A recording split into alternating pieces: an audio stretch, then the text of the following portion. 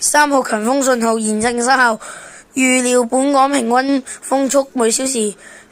41至62公里。在下午6時，強烈熱帶風暴風神集合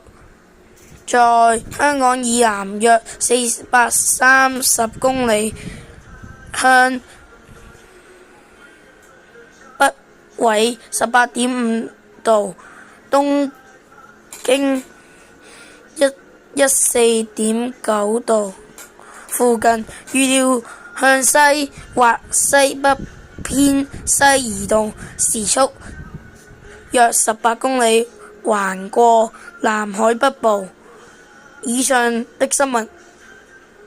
就是咁多，或香港天文台，下集見，會在10時51分出